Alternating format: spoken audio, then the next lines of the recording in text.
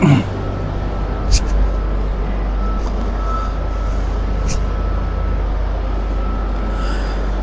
साथियों, स्वागत है आप सभी का एकलव्य पीसीएस में। ये क्लास है हमारी आपदा प्रबंधन की, न केवल लोअर पीसीएस के लिए बल्कि अपर पीसीएस के लिए भी समान रूप से लाभकारी है। तो इस क्लास में, आपदा प्रबंधन की क्लास में, आज हम चर्चा करेंगे भूस्खलन की। आज हम बात करेंगे भूस्खलन की। भूस्खलन क्या होता है, क्या इसके कारण होते हैं, भारत में कौन कौन से जो क्षेत्र हैं वो भूस्खलन प्रवण क्षेत्र हैं, इसके बारे में हम जानेंगे। और फिर हम बात करेंगे इसके सामान्य निवारण क्या हो सकते हैं। तो आज की क्लास में हम पूरा का पूरा भूस्खलन जो टॉपिक है इसको हम कवर करेंगे। अगर आप पहली बार मेरे चैनल से जुड़ रहे हैं तो कृपया करके सब्सक्राइब कर लीजिए। मेरा नाम है निशित मिश्रा और मैं वर्तमान में ग्राम विकास अधिकारी के पद पर कार्यरत हूँ। तो चलिए बात करते हैं लैंडस्लाइड की कि आखिरकार भूस्खलन होता क्या है। देखो, अगर मैं यहाँ लिख दूँ सामान्य रूप से भूस्खलन क्या है, चलिए बात करते हैं भूस्खलन की, है ना। तो अगर मैं बात करूँ कि भूस्खलन क्या है, तो देखो नाम से ही स्पष्ट है कि भूस्खलन क्या है। भू यानी धरती और स्खलन माने अपने स्थान से दूर हो जाना, ठीक है। तो कोई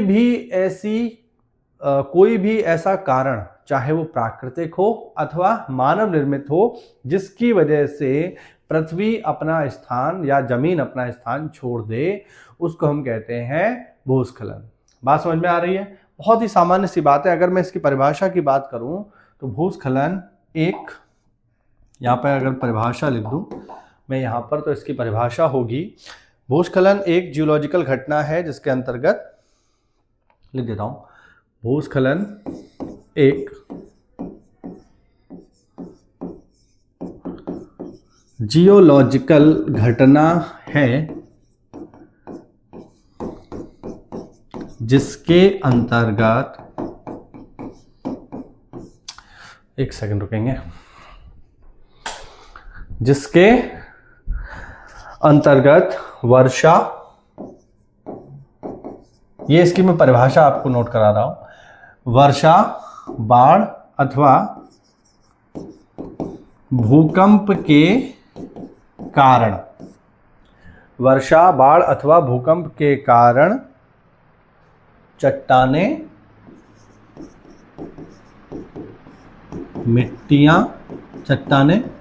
मिट्टियां एवं वनस्पति अपना स्थान छोड़ देती हैं।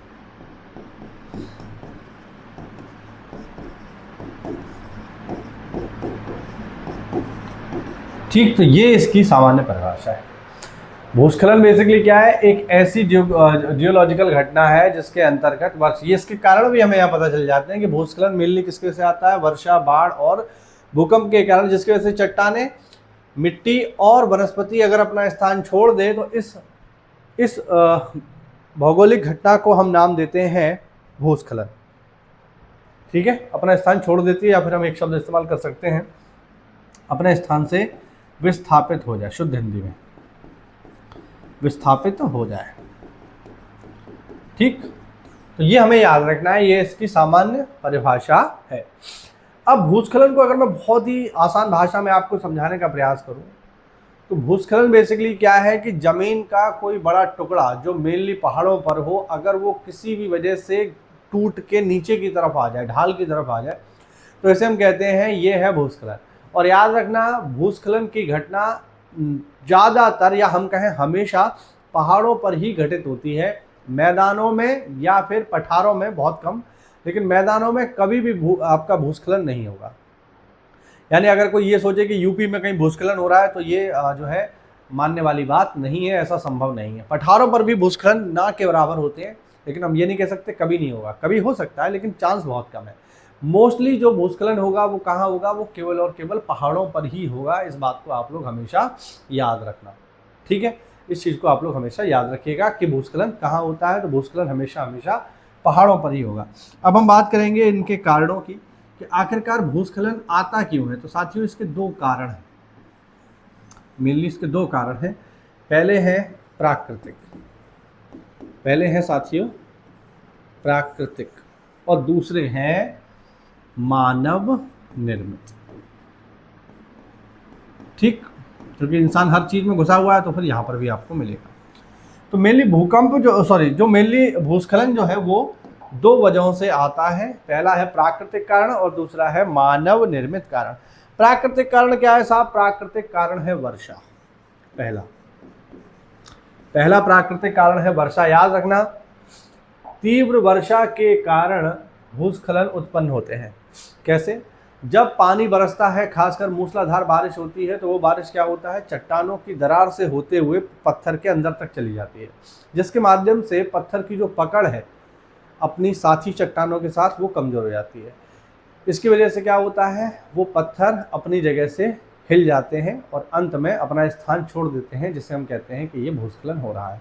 दूसरा, वर्षा की वजह से क्या होता है, पानी जो है वो चट्टानों के रिस रिस कर अंदर तक चला जाता है और रासायनिक प्रक्रिया के कारण उस पहाड़ की तली के, उस पत्थर की तली को कमज़ोर कर देता है, जिसकी वजह से जब तली कमज़ोर हो जाएगी तो उसके ऊपर खड़ा हुआ जो बड़ा पहाड़ का हिस्सा है वो भी कमज़ोर हो जाएगा, और जब वो नीचे का हिस्सा कमज़ोर हो गया तो ऊपर का धीरे समय के साथ गिर जाएगा। इसी को हम कह रहे हैं कि ये भूस्खलन है। तो भूस्खलन का एक प्रमुख कारण क्या है? भूस्खलन का एक प्रमुख कारण है साथियों वर्षा। और आप ये भी नोटिस करेंगे कि भारत में भूस्खलन की जो घटनाएं होती हैं वो अधिकांशतः आपको देखने को मिलेंगी किस माह में? वो अधिकांशतः आपको देखने को मिलेंगी जुलाई माह में। आप देखिएगा, कभी भी नोटिस करना, आपको ज़्यादातर जो घटनाएं मिलती हैं भूस्खलन की, लैंडस्लाइड की, वो कब मिलती हैं? जुलाई में। क्यों? क्योंकि जुलाई में ही भारत में सबसे ज़्यादा, खासकर उत्तर भारत में सबसे ज़्यादा पानी बरसता है। तो जुलाई में सबसे ज़्यादा पानी बरसेगा, तो इसकी वजह से जुलाई के बाद के जो महीने हैं, चाहे जुलाई हो गया या अगस्त हो गया, सितंबर हो गया, इनमें भूस्खलन की घटनाएं सर्वाधिक रूप से देखने को मिलती हैं। इसीलिए आपने सुना होगा, अक्सर करके ये वार्निंग दी जाती है कि बारिश के समय में हमें पहाड़ों पर नहीं जाना चाहिए, क्योंकि बारिश के समय पर पहाड़ों पर जाना रिस्की हो सकता है। ठीक है, तो इसका जो पहला कारण है साथियों वो है वर्षा।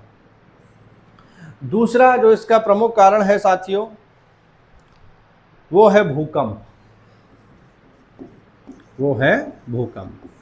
देखो, हम लोग बहुत अच्छे से ये बात जानते हैं, हम लोग इस बात से परिचित हैं कि जो हिमालय है, हिमालय एक नवीन वलित पर्वत है। हम ये बात जानते हैं, हिमालय एक नवीन वलित पर्वत है, यानी हिमालय के बनने की प्रक्रिया अभी चल रही है। हिमालय पूरी तरीके से बना नहीं है, हिमालय बन रहा है।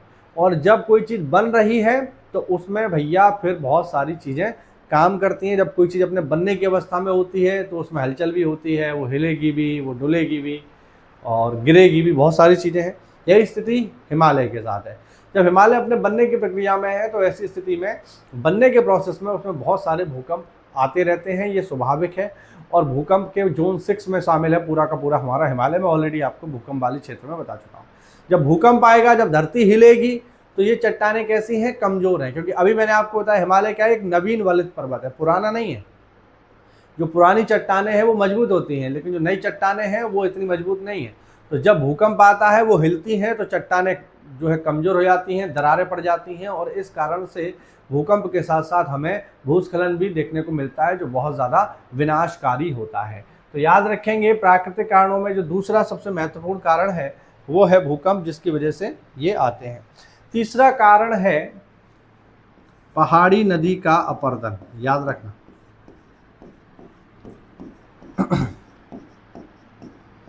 पहाड़ी नदी का अपरदन। अब पहाड़ी नदी जो होती हैं, जैसे हम कोई भी रिवर ले लें जो पहाड़ों पर बह रही है, वो रिवर क्या करती है? सामान्य रूप से वो रिवर नीचे की ओर कटान करती है। ठीक है, अब आप इमेजिन करो, जैसे हम एक डायग्राम से आपको समझाने की कोशिश करता हूँ। आप इमेजिन करो कि ये कोई जो है हमारा जो है पहाड़ है, ठीक है, और इस पहाड़ के इस हिस्से से कोई नदी बह रही है, यहाँ से होके कोई नदी बह रही है ना।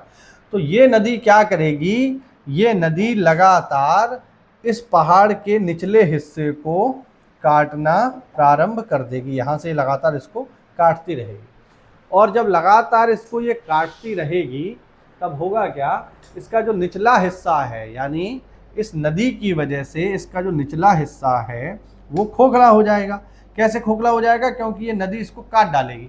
ये रिवर जो है, जो यहाँ से बह रही है, वो क्या करेगी? नीचे नीचे जो है इस पहाड़ को काटती रहेगी।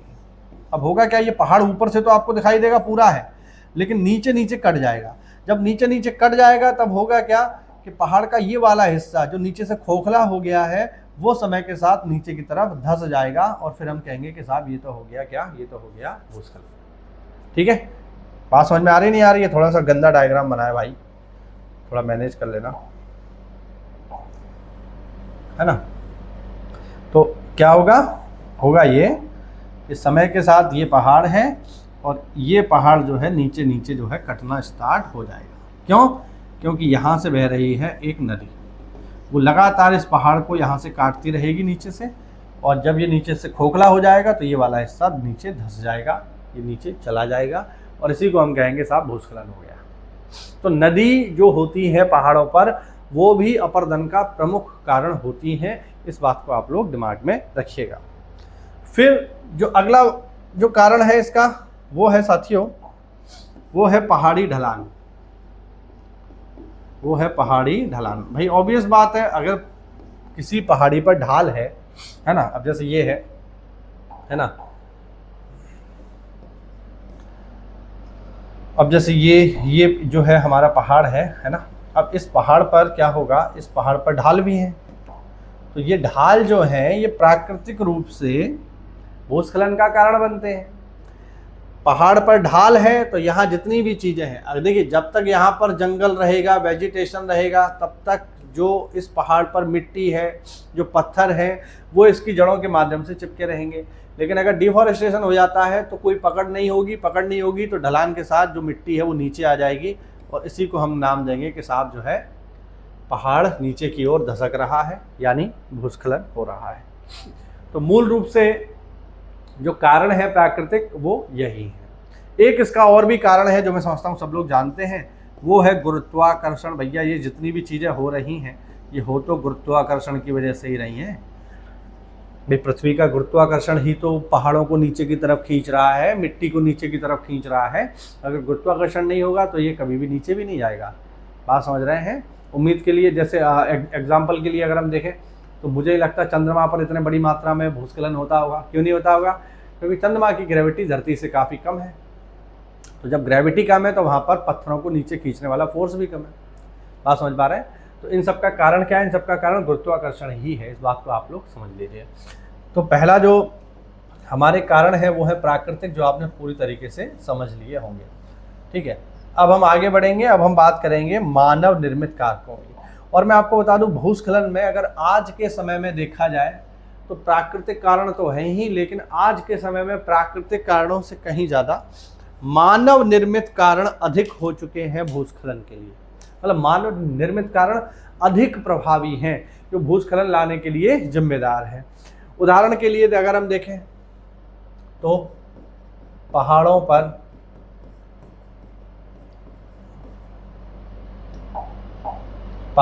खनन।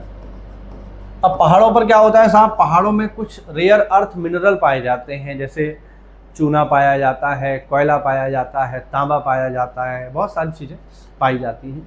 अब उनको निकालने के लिए क्या होता है, उनको निकालने के लिए मानवीकृत खुदाई नहीं होती है। तो पहाड़ों पर क्या करते हैं हम लोग, डायनामाइट लगा देते हैं। पहाड़ में डायनामाइट अंदर घुसा दिया और विस्फोट कर दिया। जब डायनामाइट लगाकर आप विस्फोट करोगे तो ऐसी स्थिति में भीषण विस्फोट होगा। वो पहाड़ तो उड़ जाएगा, लेकिन उसके आसपास के जो पहाड़ होंगे उनकी भी पकड़ कमज़ोर हो जाएगी। वो पहाड़ियाँ, वो पत्थर, उनकी पकड़ कमज़ोर हो जाएगी और भविष्य में उनके गिरने का खतरा बहुत ज़्यादा हो जाता है और अंततः वे गिर भी जाते हैं। तो पहाड़ों पर होने वाला जो खनन है वो भूस्खलन के लिए बहुत हद तक जिम्मेदार है। याद रखिएगा, पहाड़ों पर खनन वैज्ञानिक तरीके से और नियंत्रित वातावरण में होना चाहिए। अनियंत्रित वातावरण में अगर खनन होगा तो इसके परिणाम गंभीर देखने को मिलेंगे। उदाहरण जोशीमठ आप देखिए, जोशीमठ लगातार दरक रहा है, जोशीमठ टूट चुका है। मैं कुछ इमेज भी आपको दिखा दूंगा कि जोशीमठ की स्थिति क्या है, अभी हम बात करेंगे इसके बारे में। दूसरा अगर हम देखें तो चौड़ी सड़कें बनाना। देखिए आवश्यकता है, इसमें कोई दो राय नहीं है, देश का विकास भी जरूरी है। लेकिन जब बात पहाड़ों की आती है तो वहाँ पर चौड़ी सड़कें बनाने के लिए आपको पहाड़ को काटना पड़ेगा। और फिर वही बात आ जाएगी, जब पहाड़ कटा हुआ रहेगा, भाई जैसे ये फिर से वही डायग्राम बनाना पड़ेगा हमें। अब ये पहाड़ है, आपने क्या किया, आपने सड़क बनाने के लिए इस पहाड़ को यहाँ से काट डाला, तो नीचे का हिस्सा तो इसका खोखला हो गया भाई। अरे हो जाएगा, नहीं हो जाएगा भाई, यहाँ पर क्या बन जाएगा, एक क्लिफ बन जाएगी इस तरीके से। जैसे समझाने के लिए अगर मैं आपको बताऊं, इस तरीके से क्लिफ बन जाएगी ऐसे करके, है ना। ये हो गया हमारा पहाड़ ऐसे करके, है ना। और यहाँ पर आपने रास्ता बना लिया, इस तरीके से हो जाएगा, है ना। तो यहाँ पर क्या है, ये पहाड़ है और यहाँ पर रोड बना हुआ है इस तरीके से। अब होगा क्या कि आपने रोड बनाने के लिए इसको लगातार और आप गहरा करोगे तो एक क्लिफ जो है बड़ी होती जाएगी, और जब बड़ी होती जाएगी तो यहाँ से इसके नीचे गिरने का चांस बहुत ज़्यादा है।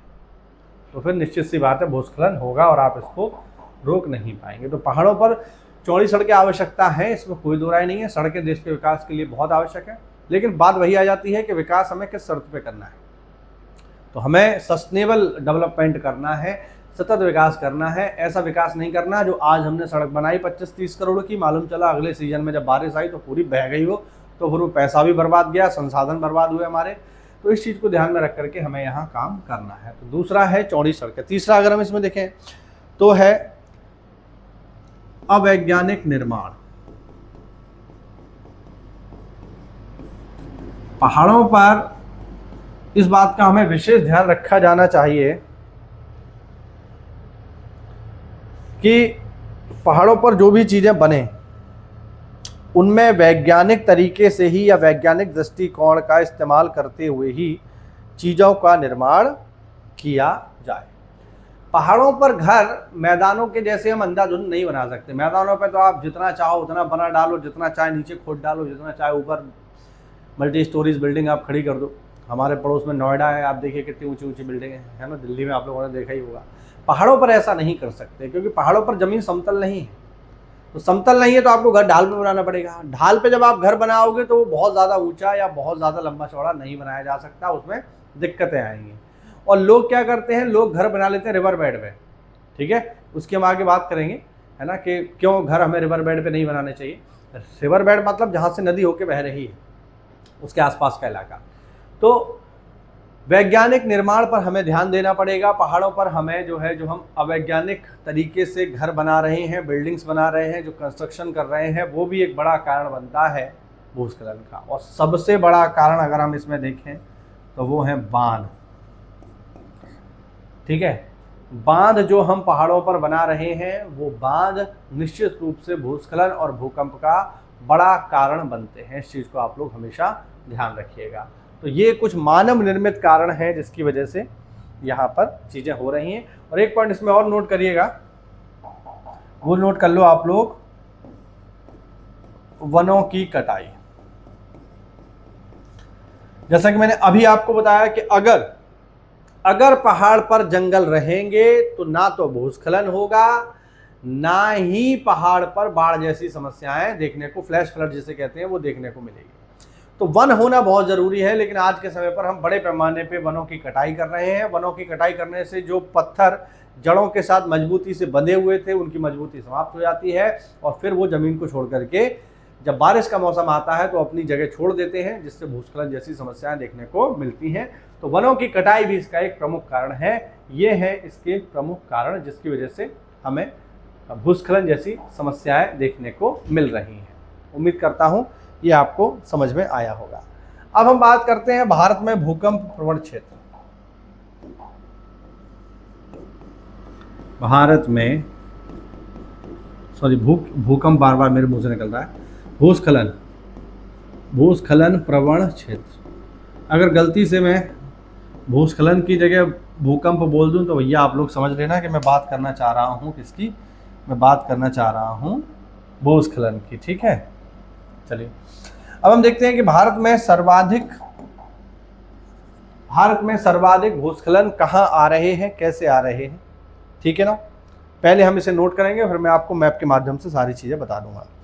चलिए पहला देखते हैं सर्वाधिक सुभेद्यता वाले, यानी सबसे ज़्यादा जो डेंजरस पोजीशन में है उनको देखेंगे। सर्वाधिक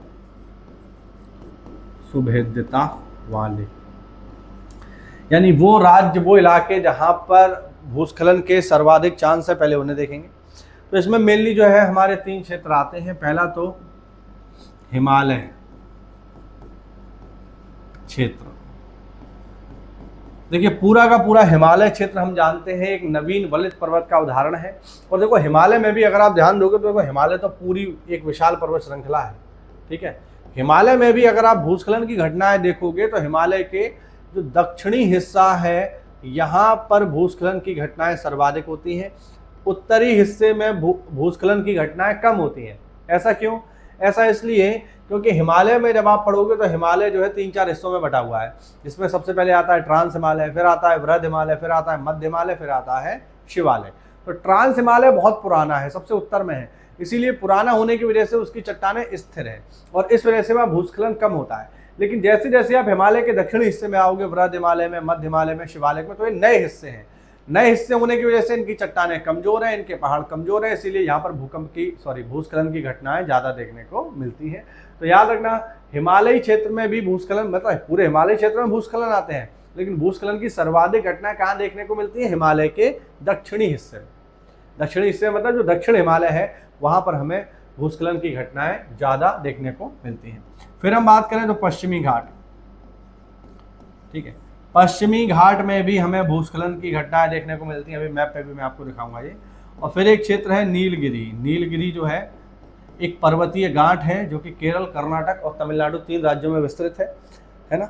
तो नीलगिरी भी एक ऐसा क्षेत्र है जो भूस्खलन से सर्वाधिक प्रभावित है। तो भारत में सर्वाधिक भूस्खलन यहाँ आ रहा है और इन तीनों में भी सबसे ज़्यादा एरिया जो भूस्खलन से प्रभावित है वो है हमारा हिमालयी क्षेत्र। एक मैप में आपको दिखा देता हूँ, इसको आप देख लो। अच्छा, उम्मीद करता हूँ आपको ये प्रॉपर दिखाई दे रहा होगा। थोड़ा सा बड़ा कर लेते हैं इसको, ठीक है। अब इस मैप को आप देखो, इस मैप को आप देखेंगे तो आपको प्रॉपर समझ में आएगा। देखो ये जो पूरा हिस्सा है, ये वाला, ये जो पूरा हिस्सा आपको दिख रहा है, ये है नॉर्थ वेस्ट हिमालयन एरिया और ये पूरा का पूरा हिस्सा यानी ये। अब इसमें कौन कौन से एरिया आ गए? इसमें आपका लद्दाख आ गया, जम्मू एंड कश्मीर आ गया, इसके अलावा हिमाचल आ गया और आ गया उत्तराखंड। ये पूरा का पूरा एरिया जो है कैसा है? ये पूरा का पूरा एरिया साथियों सबसे ज़्यादा प्रभावित है। इसके अलावा क्योंकि अब आप कहोगे बीच में क्या हो गया, तो बीच में ये ऊपर है नेपाल, ये पूरा का पूरा नेपाल है। तो नेपाल से हमारा कोई लेना देना नहीं है, उसको हम छोड़ सकते हैं। इधर आप आ जाओगे तो ये हो गया हमारा सिक्किम राज्य और यहाँ पर आओगे तो ये हो गया अरुणाचल और फिर इधर ये पूरा का पूरा ये जो क्षेत्र आप देख रहे हैं नॉर्थ ईस्ट के जो राज्य हैं, ठीक है। नागालैंड हो गया, हमारा मणिपुर हो गया, ठीक है, और मेघालय के इलाके हैं। ये सारे के सारे इलाके सर्वाधिक प्रभावित हैं भूस्खलन से। दक्षिण भारत में अगर हम आए तो देखो ये वाला, ये पूरे का पूरा जो एरिया है ये क्या है? ये पूरा का पूरा एरिया है पश्चिमी घाट। तो ये भी सबसे ज़्यादा प्रभावित है भूस्खलन से, ठीक है। तो ये वो एरिया है जो सबसे ज़्यादा भूस्खलन से प्रभावित है, ठीक है, याद रखिएगा। तो मेनली इन्हीं इलाकों में ही आता है भूस्खलन, बाकी पूरे इंडिया में आपको भूस्खलन देखने को नहीं मिलेगा। हाँ, थोड़ा बहुत अंडमान निकोबार में भी देखने को मिलता है क्योंकि वहाँ पहाड़ है। बाकी ये वाला इलाका जो है लगभग भूस्खलन से अछूता है, यहाँ पर कोई भी भूस्खलन की घटनाएं देखने को नहीं मिलती। ये तो हमने पूरा मैप देख लिया, ठीक है। तो ये है सर्वाधिक सुभेद्यता वाले। आगे हैं मध्यम सुभेद्यता वाले या हम कहें अधिक सुभेद्यता वाले, ऐसे लिख लो, अधिक सुभेद्यता वाले। यानी यहाँ पर भी भूस्खलन आने के चांस हैं लेकिन सर्वाधिक नहीं। तो इसमें कौन कौन से क्षेत्र आते हैं? इसमें आते हैं पूर्वोत्तर राज्य, जो अभी मैंने आपको मैप पे दिखाया, ठीक है। पूर्वोत्तर राज्य जो है वो अधिक सुभेद्यता में शामिल है, लेकिन याद रखना पूर्वोत्तर राज्यों में असम ऐसा है जहां पर भूस्खलन नहीं आते हैं, असम को छोड़कर। असम पूर्वोत्तर राज्यों में आता है लेकिन असम में भूस्खलन की घटनाएं ना के बराबर है। और तीसरा है इसमें मध्यम सुभेद्यता वाले।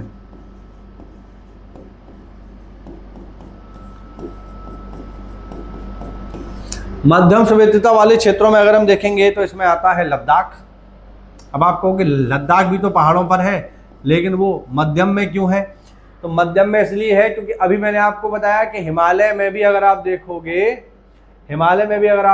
तो हिमालय में भी दक्षिणी हिमालय सर्वाधिक प्रभावित है, लद्दाख ट्रांस हिमालय में है, उत्तर की तरफ है, तो वहां पर भूस्खलन की घटनाएं ना के बराबर है या कम है। आई बात समझ? इसीलिए वो मध्यम संवेद्यता में शामिल होता है। और हम देखें तो इसमें आ जाएगा लाहौल स्पीति, वो भी ट्रांस हिमालय में है, इसीलिए लाहौल स्पीति, इसीलिए वहां पर भी भूस्खलन कम है। और इसमें आ जाएगा दक्कन का पठार। ठीक है, तो यहाँ पर भी हमें थोड़ी बहुत घटनाएं कभी कभार, लेकिन बहुत ज़्यादा नहीं, देखने को मिलती हैं। ठीक है, तो ये हो गया इसका परिचय। आखिरकार कहाँ कहाँ कौन कौन से एरियाज हैं जहाँ पर हमें देखने को मिलता है भूस्खलन, तो ये आपके सामने है। सबसे ज़्यादा हिमालय में है, याद रखना, सबसे ज़्यादा। पूर्वोत्तर राज्यों में ऐसा राज्य कौन सा है जहाँ पर भूस्खलन कम आता है या नहीं आता है, तो आप जवाब दोगे असम। ठीक है, अब हम बात करेंगे, ये तो हमने समस्या जान ली, समस्या क्या है, कैसे क्या है, ये हमने जान लिया। अब हम बात करेंगे इसके निवारण की। ठीक है, अब हम बात करेंगे निवारण कि आखिरकार किस तरीके से भूस्खलन से बचा जा सकता है, क्या इसके निवारण हो सकते हैं। भूस्खलन से बचने के उपाय कह लो, निवारण कह लो, कुछ भी कह लो। तो निवारण में पहला देखें, पहला है सड़क, खासकर हिमालयी क्षेत्र में, वाह, बांध सतर्कता से बनाए जाए। हम ध्यान रखें जब भी हम बांध बनाएं, सड़क बनाएं, तो थोड़ा सा इस चीज को ध्यान रखें कि जिस जगह पर हम सड़कें बना रहे हैं वो सामान्य जगह नहीं है, वो एक भूस्खलन प्रभावित क्षेत्र है, जिससे कहीं भी मतलब जहां पर कहीं भी और कभी भी भूस्खलन आ सकता है। जैसे उत्तराखंड में अगर आप एक एरिया देखो तो आपका जैसे चमोली है या फिर अब पिथौरागढ़ है, उत्तरकाशी है, तो यहाँ पर बहुत ज़्यादा इस तरीके की घटनाएं देखने को मिलती हैं, है ना। तो ये एक चीज़ है। ठीक, दूसरा जो इसका बचाव है या हम कहें निवारण है इसका, वो है कृषि कार्य, पहाड़ों पर विशेषकर कृषि कार्य नदी घाटी व कम ढाल वाले क्षेत्रों पर किए जाए।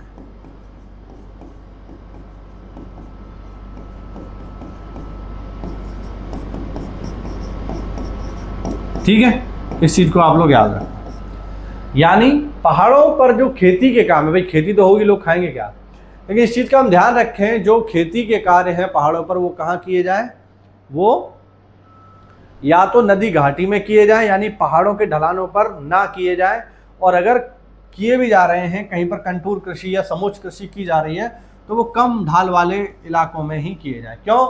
क्योंकि खेती करने के लिए आप पहला काम क्या करोगे, खेती करने के लिए पहला काम आप ये करोगे, जंगल को काट डालोगे। तो जंगल को काट दोगे तो फिर भूस्खलन कैसे रुकेगा, खेती से थोड़ी रुक जाएगा। गेहूँ चावल उगाने से पहाड़ों पर, या मडुआ उगाने से, राजमा उगाने से क्या भूस्खलन रुकेगा? उसको तो विशाल जंगल ही रोक पाएंगे। तो ये एक महत्वपूर्ण चीज़ है कि हमें इसको समझना पड़ेगा कि खेती करने से इसका काम बनने वाला नहीं। ठीक है, तो ये चीज़ आप समझो। तो ये इसका दूसरा निवारण है। तीसरा इसका निवारण है साथियों, आवास नदी घाटी से दूर बनाए जाए। आवास नदी घाटी से दूर बनाए जाए।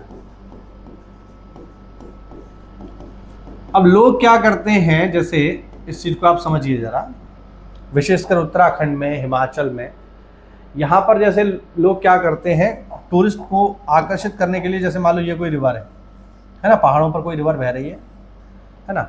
अब ये रिवर मान लीजिए आज यहाँ से बह रही है, मान लीजिए थोड़ा सा और इसको अच्छा करते हैं हम लोग, ये कोई रिवर है, ये इसका रिवर बेस है जहाँ से ये बहती है। ठीक है, लेकिन समय के साथ क्या हुआ, ये धारा जो है छोटी हो गई। मतलब जब ये रिवर बहती थी तब तो यहीं से बहती थी। चलिए और अच्छे से इसको बनाते हैं।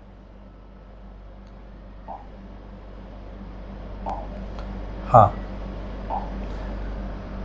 पहाड़ों पर क्या है, मान लो ये कोई विशाल नदी की धारा है जहां से नदी बहती थी। अब समय के साथ क्या हुआ भाई, पानी की कमी हो गई, और ये जो रिवर जो इतनी बड़ी थी, जिसकी धारा इतनी विशाल थी, वो मान लीजिए छोटी हो गई, यहाँ पर होने लगी। तो लोगों ने क्या किया, लोगों ने कहा अच्छा रिवर अब यहाँ से बह रही है, अब 10-20 साल से रिवर यहीं से बहती हुई हमें दिखाई दे रही है, तो लोग क्या करते हैं, लोग यहाँ पे होटल बना लेते हैं। साहब उन्होंने क्या किया, इसके किनारे अपना होटल बना लिया। हालांकि इसकी परमिशन नहीं मिलती है, इसकी लोग जो है इल्लीगल तरीके से भी परमिशन प्राप्त करके यहाँ घर अथवा होटल बना लेते हैं। और होटल का नाम क्या रखेंगे? होटल का नाम रखेंगे रिवर व्यू होटल। यानी आप इनके होटल में आओ बढ़िया, और यहाँ से बैठ के जैसे ही खिड़की खोलोगे तो कमरे के सामने आपको नदी का नज़ारा दिखाई देगा, बढ़िया होटल चल रहा है। लेकिन वो भूल जाते हैं कि उन्होंने जो होटल बनाया है वो रिवर बैंड के किनारे बनाया है, वो उसका नदी क्षेत्र है जहाँ पर आप होटल बनाए बैठे हैं। अब होगा क्या? होगा, मान लीजिए ये कि अगर कभी भी फ्लैश फ्लड आया, फ्लैश फ्लड जानते हैं आप? फ्लैश फ्लड मतलब बहुत तेजी से अगर बाढ़ आई या भूस्खलन आया, तो भूस्खलन आने की वजह से इसमें दुनिया भर के पत्थर आएंगे, पानी आएगा। और जब पानी बहुत तेजी से आएगा तो चूंकि जो रिवर यहाँ से पतले में बह रही थी, अब वो अपने पुराने रास्ते में आ जाएगी, और पुराने रास्ते में तो तुमने अपना होटल बना रखा है, होटल रिवर व्यू, तो फिर ये पूरा का पूरा पत्थर बड़े बड़े आएंगे और इसको अपने साथ बहा करके ले जाएंगे। और यही हुआ पिछली साल। कहाँ हुआ? ये हुआ उत्तरकाशी में, एक जगह है धराली, और वहाँ पर ऐसा ही हुआ। लोगों ने जो रिवर बेड था, जो नदी घाटी थी, उसके किनारे होटल बना लिए। जब धारा छोटी थी तो लोगों ने सोचा ये तो छोटी रहेगी, अब बड़ी नहीं होगी। और जब वो धारा विशाल रूप में आई, वहाँ पर लैंडस्लाइड हुआ।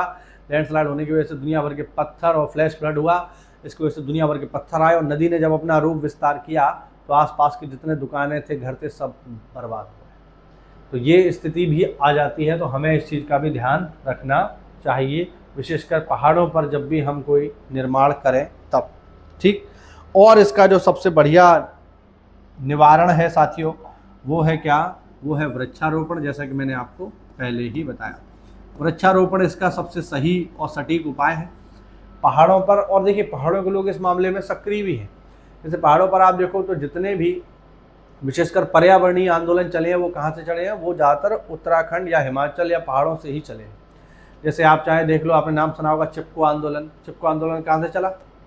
चिपको आंदोलन आपका उत्तराखंड से चला। पानी राखो आंदोलन कहाँ से चला? उत्तराखंड से चला। मैती आंदोलन कहाँ से चला? उत्तराखंड से चला। तो कहने का मतलब है, पहाड़ों के लोग इस चीज़ को समझते हैं कि हमारे लिए पहाड़ और जंगल ज़रूरी है, इसीलिए वो पर्यावरण के प्रति थोड़ा सा सेंसिटिव है। मैदानों के लोगों को इससे ज़्यादा फर्क नहीं पड़ता। उत्तर प्रदेश के लोगों को क्या फ़र्क पड़ता है कि 1 पेड़ कट जाए, 10 पेड़ कट जाए, 100 पेड़ कट जाए, कोई फ़र्क नहीं पड़ता। लेकिन पहाड़ों के लोगों को फ़र्क पड़ता है। लेकिन अब चूंकि बात यह है कि उनको जंगल में भी तो नहीं रखा जा सकता, और विकास तो देखिए कहीं ना कहीं चाहिए हर व्यक्ति को। अगर आपके घर के पास जो है यमुना एक्सप्रेसवे है, गंगा एक्सप्रेसवे है, तो ये बड़ी बड़ी रोडें जो है, चौड़ी चौड़ी रोडें, ये आवश्यक है विकास के लिए। लेकिन पहाड़ों पर हमें थोड़ा सोचना पड़ेगा कि बड़ी सड़कें भी बन जाएं और हमारा पर्यावरण का भी नुकसान ना हो। पेड़ों को ही हम सबको काट डालेंगे तो फिर जब भूस्खलन होगा, जब भूकंप आएगा, तो फिर रोड कैसे बच जाएगा? तो ये चीज़ थोड़ा सोचने वाली है, जिस पर काम करने की आवश्यकता है। और इसका जो एक और निवारण है यहाँ पर, वो मैं आपको बता देता हूँ। उचित जल निकासी। उचित जल निकासी यानी अच्छा ड्रेनेज सिस्टम होना चाहिए। देखिए, मैदानों में उल्टे सीधे ड्रेनेज सिस्टम होते हैं। मैं खुद ग्राम विकास अधिकारी हूँ, गांव में देखता हूँ कि गांव में कोई ड्रेनेज सिस्टम नहीं है। दुनिया भर का गांव का नाली का पानी किसी खेत में जा रहा होता है। अब जब तक वो खेत वाला अपने खेत में पानी छोड़ने को राजी है, तब तक तो ठीक। लेकिन जिस दिन उसकी बुद्धि खराब हुई, पानी रोक देता है, फिर वो पानी गाँव में भरा हुआ है, फिर दुनिया भर की शिकायतें होती हैं, IGRS डालता है। लेकिन ये IGRS का निपटारा करना एक अलग चीज़ है। ये कोई परमानेंट सोल्यूशन नहीं है कि पानी कहीं भी जा रहा है गाँव में, क्योंकि कोई ढाल वाल की कोई व्यवस्था नहीं होती। पहाड़ों पर भी ऐसा ही है। पहाड़ों पर क्या है, अच्छा ड्रेनेज सिस्टम नहीं है। जो पुराने ज़माने के घर हैं, जैसे मैं उदाहरण दूँ जोशीमठ का, तो जोशीमठ में जो दरारें आई हैं वो बहुत भयानक है। मैं आपको एक बार दिखाता हूँ, तब आपको समझ में आएगा जोशीमठ की दरारें किस तरीके की हैं। चलिए देखते हैं एक बार। यहाँ से आ जाएगा क्या? चलो मैं आपको बाहर से दिखाता हूँ। चलिए जोशीमठ की दरारें एक बार देखते हैं, तब आपको बेहतर ढंग से समझ में आएगा कि कितना भयानक हो सकता है लैंडस्लाइड। जोशीमठ दरार। पहले तो मैं आपको इमेज दिखाता हूँ कि कितनी खतरनाक इमेजेस हैं ये जोशीमठ से। अब आप देखो, इसको आप नोटिस करो, ये जोशीमठ में किसी का घर है और उसके घर में दरार है, और ये दरारें ऐसा नहीं है कि अभी से आना शुरू हो गई, तो वो लिखा भी है 1970 से ये दरारें आ रही हैं। अब रोड टूट रहे हैं, घर टूट रहे हैं, आप सोचिए, अब आप बताओ, ये सब टूटते जा रहे हैं। तो ये क्या है, ये आने वाले समय में ये भूस्खलन होगा और ये पूरा का पूरा हिस्सा नीचे की तरफ धंस जाएगा, है ना। तो ये बहुत ज़्यादा चिंताजनक है, इस पर जो है ध्यान देने की आवश्यकता है। अगर हम इस पर ध्यान नहीं देंगे तो फिर गंभीर स्थिति आ जाएगी। अब देखो, हम तो इसको केवल यहाँ पढ़ रहे हैं, भाई पढ़ ही तो रहे हैं। ये देखो एक इमेज है ना, अब देखो उत्तराखंड का ये इमेज है, अब सड़क वड़क टूट रही है सब। अब हम तो जो है केवल इसको यहाँ पढ़ रहे हैं साहब, ठीक है, थोड़ी देर पढ़ लेंगे, थोड़ी देर दिमाग में रहेगा, बात आएगी ही हो जाएगी। लेकिन आप इमेजिन करिए जिनके यहाँ घर है, अभी ये देखिए ये महिलाएं यहाँ खड़ी हुई, इनके यहाँ पर घर है, घर बनाने में व्यक्ति का जीवन निकल जाता है पूरा का पूरा। और ऐसे में आप किसी प्राकृतिक आपदा की वजह से आपका घर चला जाए तो फिर आपको कितना दुख होगा। तब आपको समझ में आएगा कि नेचुरल डिजास्टर कितनी खतरनाक होती हैं और प्रकृति से छेड़छाड़ का नतीजा करे कोई और, भरे कोई और कितना आवश्यक है प्रकृति को बचाना। तो बस यही सारी चीज़ें हैं जो मैं आपको समझाना चाहता हूँ। और इन सब का कारण क्या है, इन सब का कारण केवल एक है, प्रकृति से बेवजह की छेड़छाड़। अब आप ये देखो, पूरी सड़क में ही दरार आ गई। अब होगा क्या, ये दरार यहाँ आ गई, पानी बरसेगा, पानी इनमें भरेगा और फिर इधर जो खाई है उसमें ये सड़क चली जाएगी और पूरा का पूरा ये मामला इसमें धंस जाएगा। तो ये स्थितियां हैं हमारे सामने और ये अलार्मिंग कंडीशन है। ये भी आप यहाँ समझो, ये कोई सामान्य स्थिति नहीं है, ये कोई सामान्य स्थिति नहीं है, ये एक तरीके से हमारे लिए वार्निंग साइन है कि भाई समझ जाओ, वरना इसका प्रभाव बहुत बुरा होगा। तो ये इंसानों की वजह से ही है, इसीलिए इंसानों को ही इस पर ध्यान देना होगा। उम्मीद करता हूँ आज के लेक्चर में आपको भूस्खलन से जुड़ी हुई महत्वपूर्ण जानकारियाँ मिली होंगी, कुछ समझ में आया होगा। तो ऐसा है तो वीडियो को लाइक करिए, चैनल को सब्सक्राइब करिए। मिलते हैं अगली क्लास में, तब तक के लिए जय हिंद, जय भारत, वंदे मातरम।